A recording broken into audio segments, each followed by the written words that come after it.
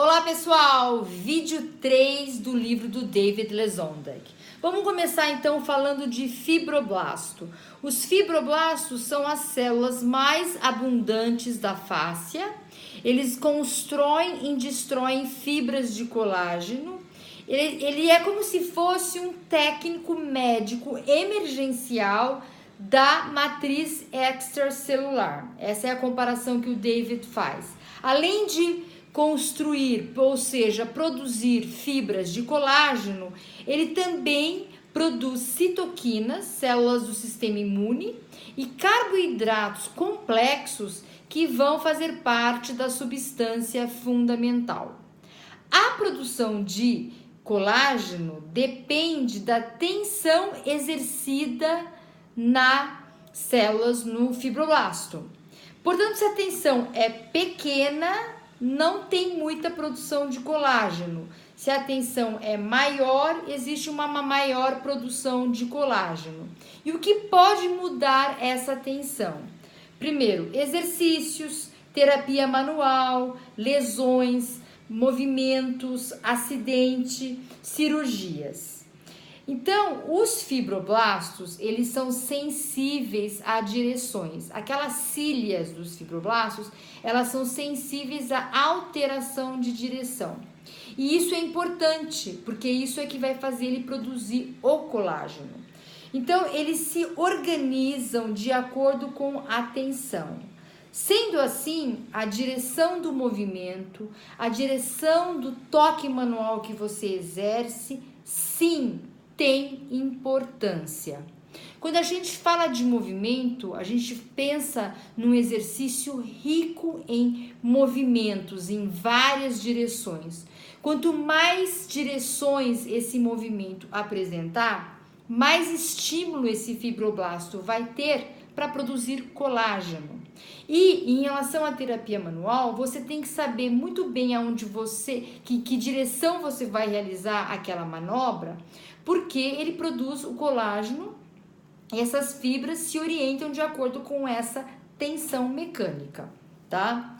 Uma pessoa sedentária, essas fibras de colágeno, elas são produzidas de formas desorganizadas. Esse colágeno que é produzido não é o colágeno bom, então fica parecendo um feltro, um bombril. É tudo muito desorganizado e tudo muito grudado, não existe uma elasticidade.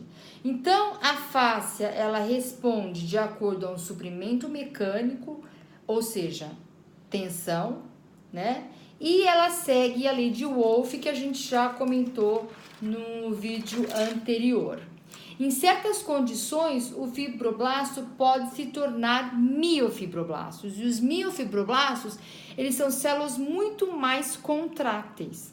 Geralmente estão presentes em locais onde você precisa de um reparo mecânico. Por exemplo, você tem uma ferida, você quer uma cicatrização, então ali estão os fibroblastos para auxiliarem nesse processo.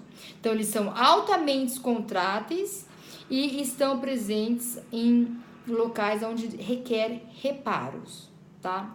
Outra célula importante são os telocites. Os telocites, eles foram descobertos em 2016. Não é que eles foram descobertos, eles começaram a ser falados com mais intensidade em 2016, mas ele já tinha sido estudado na década de 60.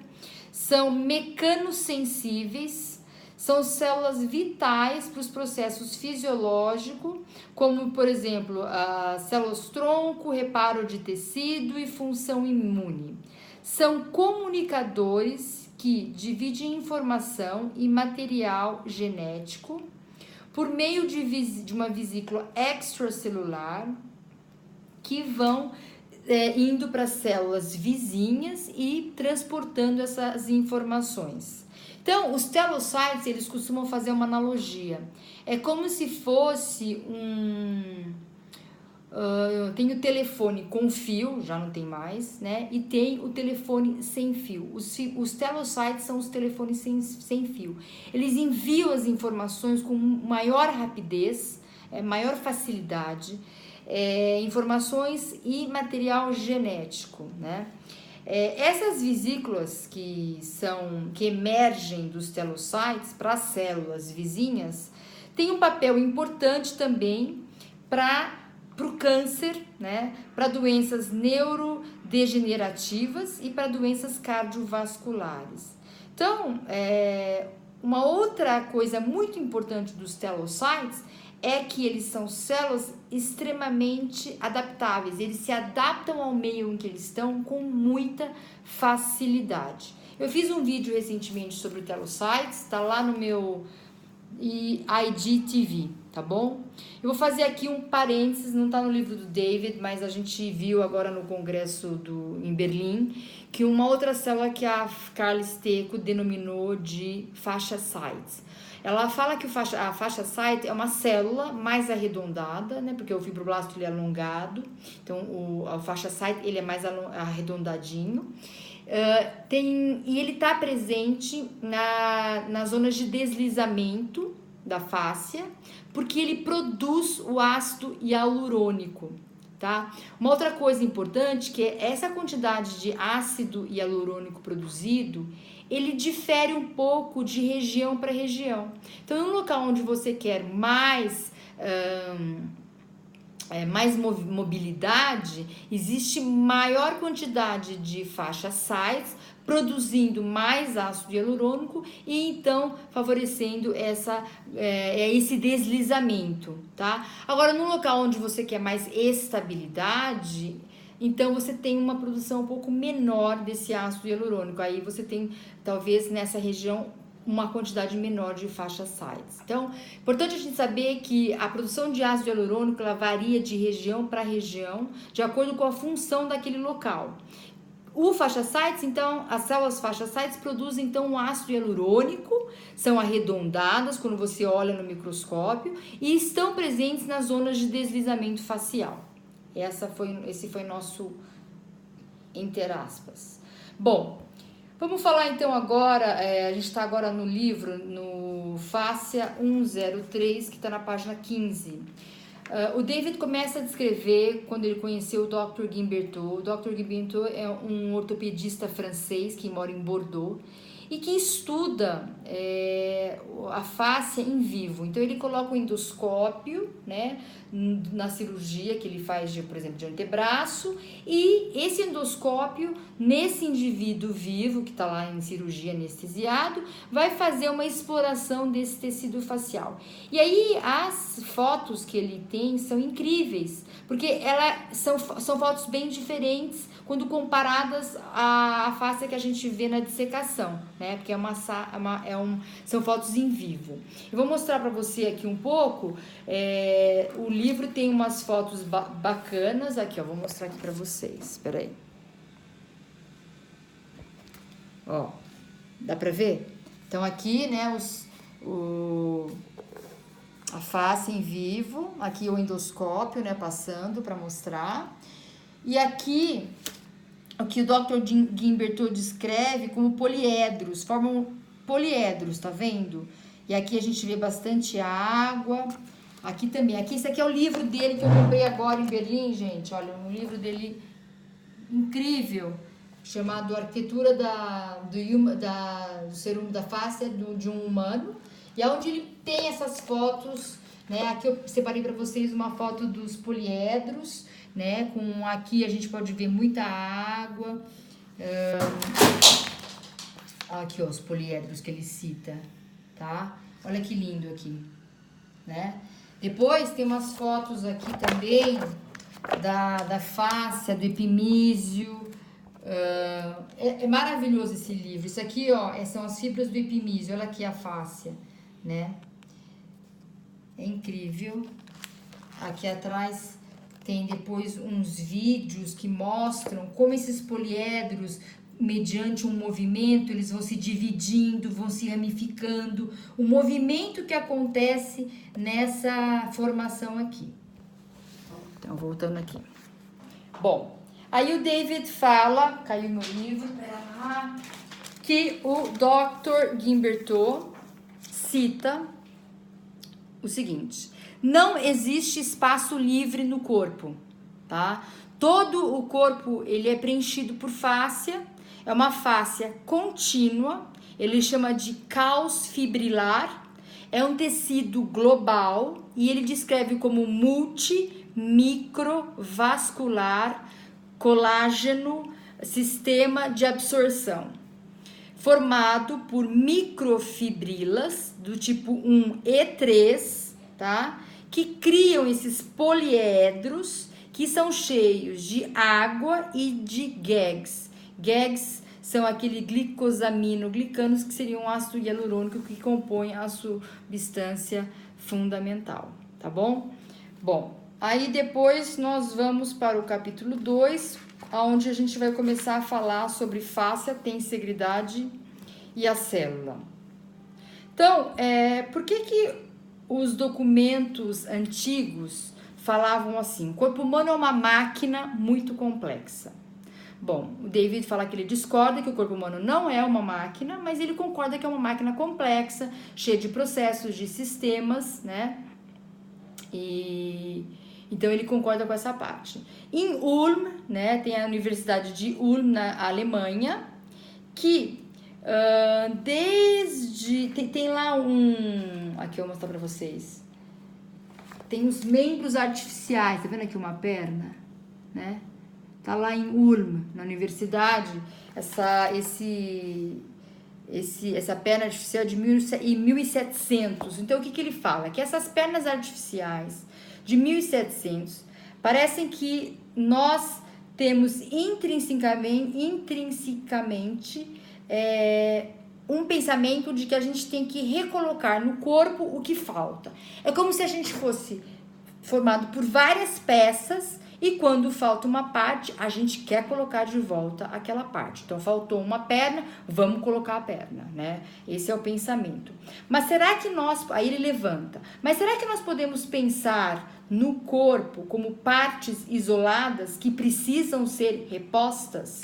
Né? Ele faz uma comparação com um carro, né? Que, por exemplo, você tem um carro e aí você tá meio sem grana, precisa trocar lá uma peça, mas na verdade você precisa trocar o motor inteiro, mas vamos lá, vamos trocar primeiro essa peça e vamos tentar empurrar mais pra frente para trocar esse motor todo. Aí você vai e troca aquela peça, só que depois de 6 meses o motor ferra, né?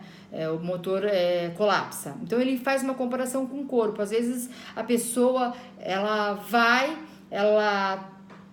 tá no processo de dor, ele identifica um local de dor. Aí o médico fala, olha, precisa fazer uma cirurgia aqui, né?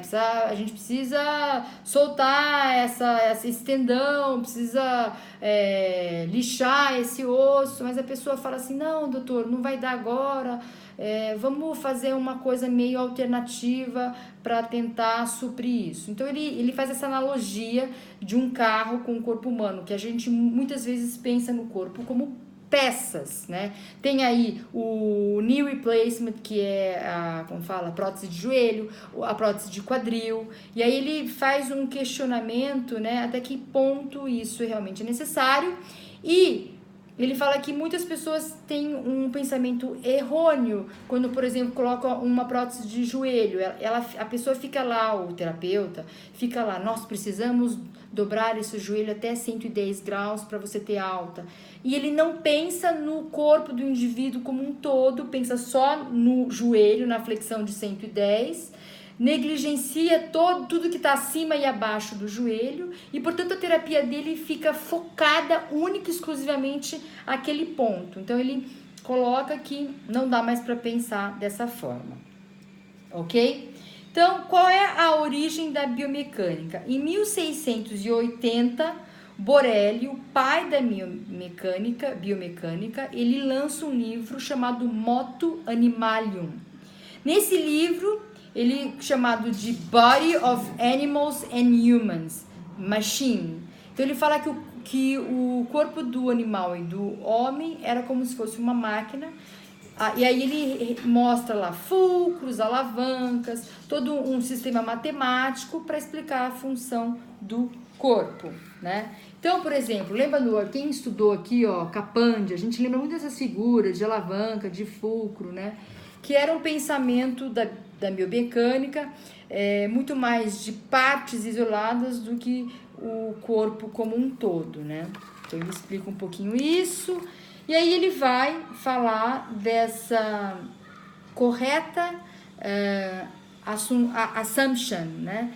Que a gente tem de que o corpo humano é uma máquina e que ele é formado por partes. Então, para isso, vem então a ideia da tensegridade, né? Que vai justamente contra essa ideia do corpo por partes. Na tensegridade, a gente vai começar a falar sobre o Dr. Steven Levin, né? Que era um cirurgião ortopédico muito bem sucedido e que, olhando num museu um dinossauro, ele falou assim, como que essa estrutura pode ficar em pé? A biomecânica não consegue explicar isso. E isso ficou na cabeça dele por muito, muito tempo. E ele, um dia, lá no campus da universidade, ele se deparou com essa estrutura aqui, ó. Né? E essa estrutura, ele começou a pensar e a ver que essa estrutura chamada de Needle Tower, que era uma escultura muito alta, de 18,2 metros, feito de alumínio, né, de barras de alumínio com fios de aço, e ela era toda... ela se mantinha em pé, ela tinha uma estabilidade, né, através desses wires, né, desses fios, né. Então, ele ficou analisando como é que essa estrutura conseguia ficar em pé. E aí, ele concluiu, através também da ajuda de engenheiros, que existia aí um equilíbrio entre pressão e compressão. Então, em termos da engenharia, essa configuração é chamada de pre-stress. Tinha um equilíbrio entre as forças de tensão e compressão, gerando então uma estabilidade. Tá? Mari! Depois, Kenneth Nelson, ele fala que essas estruturas, ele constrói essa estrutura aqui, ó, que a gente chama de X, sabe? E essa estrutura de X vem de encontro justamente com essa ideia de tensão e compressão, que então eles vão dar o nome depois de tensegridade, tá? Então, estruturas com tensegridade têm uma força têncil tremenda que consegue manter essa estrutura toda em pé. A tensegridade é uma palavra, é uma combinação de tensão com integridade. O Fuller define, então, que toda estrutura que emprega uma contínua tensão e uma descontínua compressão, num certo ponto, de que pode exercer a sua máxima eficiência com grande economia, é chamado então de tensegridade, uma estrutura com tensegridade. Só para vocês saberem a diferença de tensegridade e biotensegridade, é que tensegridade se aplica a estruturas como prédios, estruturas não vivas, e biotensegridade às estruturas vivas. Então a gente, quando fala do corpo, deveria falar biotensegridade, né? E aí o Buckminster Fuller faz aquela primeira estrutura geodésica, né, que a gente vê também no Epcot Center, que também é uma estrutura de tensegridade. Aí ele faz um exemplo bem legal de um balão, uma bexiga. A gente enche uma bexiga, a gente fala que na superfície para fora da bexiga existe uma força que tenta ir para dentro, e dentro da bexiga tem uma força que quer ir para fora, para expandir. Só que essas forças, elas se equilibram, né? Então é um exemplo de uma estrutura com tensegridade. Aí depois ele também cita aqui que a gente tinha mania de ficar pensando do corpo em pequenas partes, e até o desenho do Rolf, né? Essas estruturas aqui, esses quadradinhos um em cima do outro, vem dessa ideia, né? Só que esses quadradinhos colocados um em cima do outro, e a gente pode fazer uma analogia com o esqueleto, ele não é uma estrutura que tem balanço, né? Que tem elasticidade. Então, hoje a gente já sabe que não é mais uma estrutura ideal para a gente falar do nosso corpo. Ele faz uma comparação com aqueles prédios que existem no Japão, né? São estruturas que, quando tem um terremoto, eles conseguem absorver o choque e não desmoronam, né? Então, são estruturas com tecibilidade, são estruturas extremamente resilientes. E o nosso corpo também tem esse tipo de resiliência. A gente vai parar por aqui, tá? E aí a gente continua. No meu IGTV também tem um vídeo que eu falo da tensegridade dentro da célula, tá? Do micro para o macro. E é legal vocês darem uma olhada. Isso foi muito citado por um pesquisador de Belo Horizonte. Ele se chama, acho que é Sérgio, da Universidade Federal. E é super interessante, ele esteve no congresso em março aqui em São Paulo. Então dá uma olhadinha lá, porque vocês conseguem entender do micro pro macro e faz mais sentido, tá bom? Então aí vejo vocês semana que vem com o nosso vídeo 4. Até a semana que vem então. Beijos e bons estudos.